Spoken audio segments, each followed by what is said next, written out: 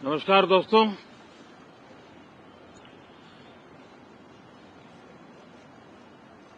Monsoon सत्र में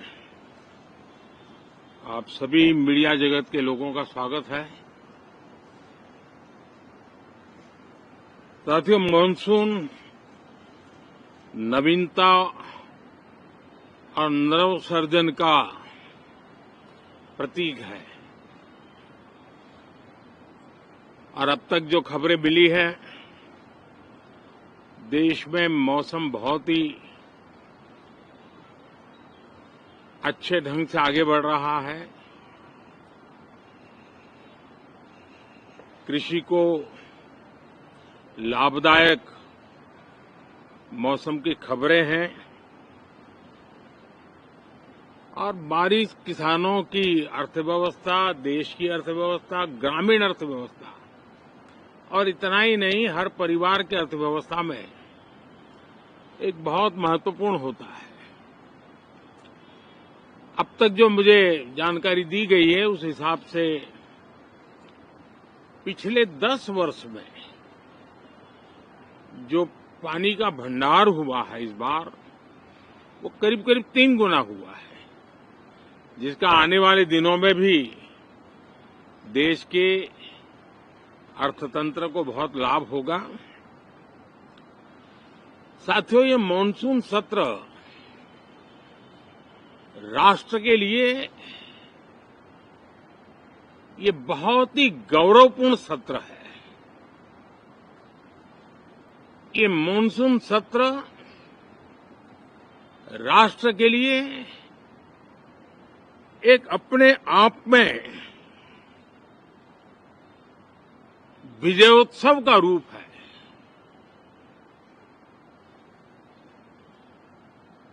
और जब मैं कहता हूं कि सत्र राष्ट्र गौरव और विजयोत्सव का सत्र है, तो सबसे पहले तो मैं पहली बार इंटरनेशनल स्पेस स्टेशन पर भारत का तिरंगा झंडा वहां लहराना, ये हर देशवासी के लिए गौरव की पल है। देश में साइंस टेक्नोलॉजी के प्रति, इनोवेशन के प्रति नया उमंग और उत्साह भरने वाली ये सफल यात्रा रही है और पूरे सांसद, लोकसभा राज्यसभा दोनों सदन, देशवासी जिस गौरव का अनुभव कर रहे हैं, उसमें एक स्वर से जुड़ेंगे, एक स्वर से इसका यशगान होगा। जो भारत को अंतरिक्ष में नई ऊंचाइयां पर पहुंचाने वाले जो भावी कार्यक्रम हैं, उनके लिए भी प्रेरक बनेगा, प्रोत्साहक बनेगा।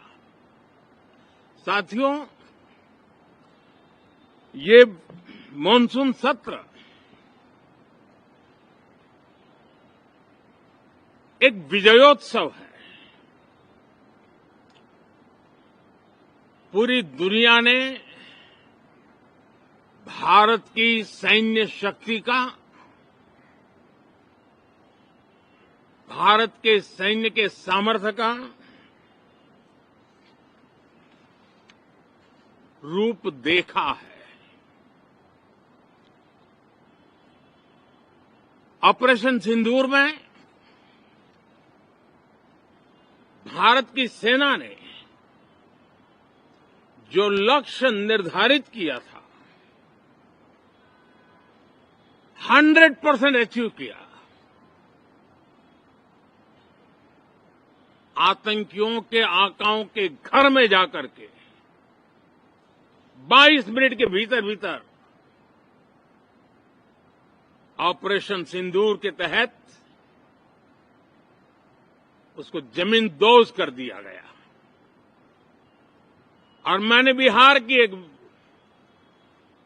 कार्यक्रम में इसकी घोषणा की थी, जो हमारी सैन्य शक्ति ने बहुत ही कम समय में सिद्ध करके दिखा दिया। और इसमें मेड इन इंडिया सैन्य शक्ति का ये नया स्वरूप, इस पर भी दुनिया बहुत आकर्षित हुई है। इन दिनों विश्व के जिन जिन लोगों से मिलना होता है तो भारत के इस मेड इन इंडिया जो औजार तैयार हो रहे हैं, उसके प्रति दुनिया का आकर्षण बढ़ रहा है। मुझे विश्वास है कि जब सदन इस विजयोत्सव को एक स्वर में विजय के भाव से इस सत्र के दरमियान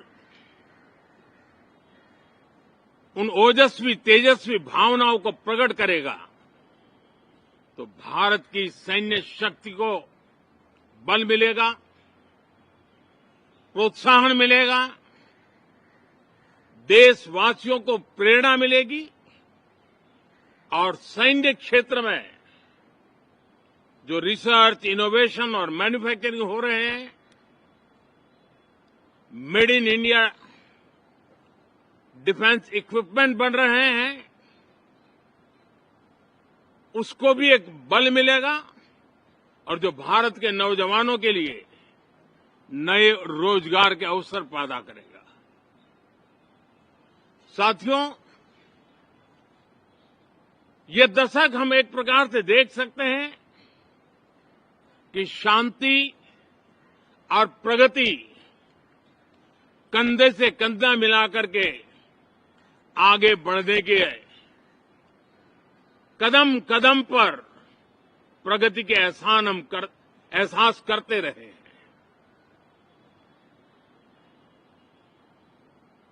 देश कई प्रकार की हिंसक वारदातों का शिकार रहा है, लंबे अरसे तक शिकार रहा है।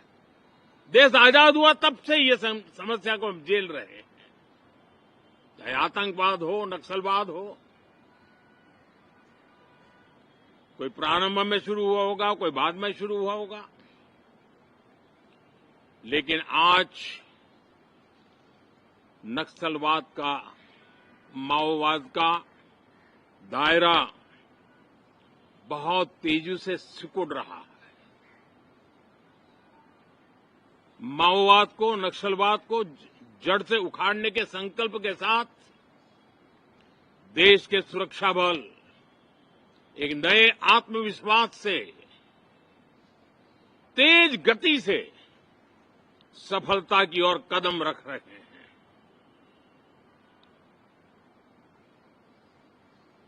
और मैं गर्व से कह सकता हूं,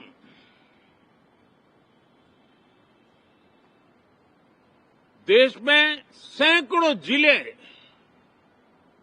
नक्सल की चपेट में से निकल करके आज मुक्ति का सांस ले रहे हैं। हमें गर्व है कि बम, बंदूक और पिस्तौल के सामने हमारा देश का संविधान जीत रहा है, हमारे देश का संविधान विजयी हो रहा है।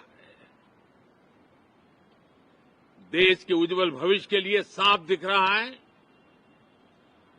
कि कल तक जो रेड कॉरिडोर थे, वो आज ग्रीन ग्रोथ जोन में परिवर्तित होते नजर आ रहे हैं। साथियों, एक के बाद ऐसी घटनाएं देशभक्ति के लिए, देश की भलाई के लिए संसद में पहुंचे हुए हर माननीय सांसद के लिए गौरव का पल है।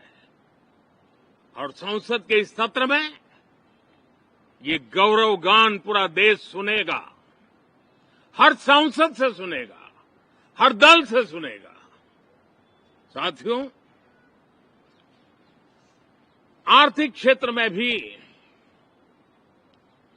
जब 2014 में आप सबने हमें जिम्मेवारी दी, देश फ्रेजाइल 5 की अवस्था से गुजर रहा था। 2014 के पहले वैश्विक अर्थव्यवस्था में हम 10वें नंबर पर थे और आज भारत तेज गति से दुनिया की तीसरे नंबर की अर्थव्यवस्था बनने की दिशा में आगे बढ़ रहा है, दरवाजे पर दस्तक दे रहा है। इन दिनों 25 करोड़ गरीबों का गरीबी से बाहर निकलना, जिसको विश्व की अनेक संस्थाएं सराहना कर रही है। देश में एक जमाना था 2014 के पहले, जब महंगाई का दर, इन्फ्लेशन रेट डबल डिजिट में हुआ करता था। आज 2% के आसपास आकर के देश के सामान्य मानव के जीवन में राहत बन गया है, सुविधा बन गया है।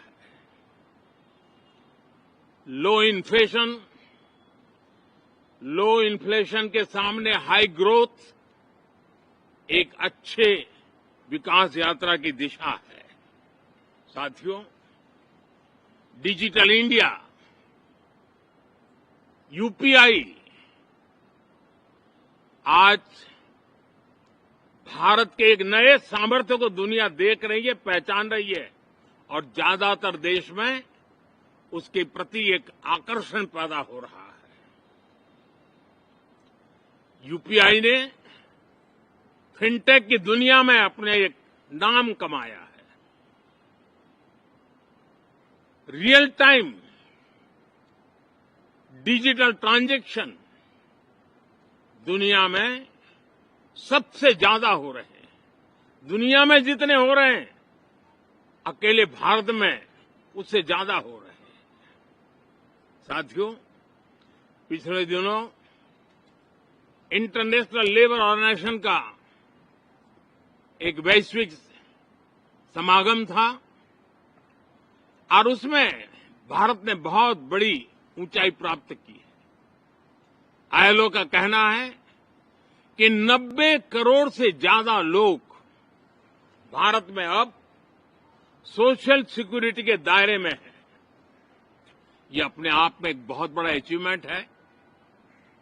उसी प्रकार से वैश्विक संस्था WHO ने ये कहा है कि भारत अब आंख की जो बीमारी आमतौर पर बारिश के सीजन में ज्यादा देखी जाती थी, ट्रैकोमा, अब भारत को WHO ने ट्रैकोमा फ्री घोषित किया है।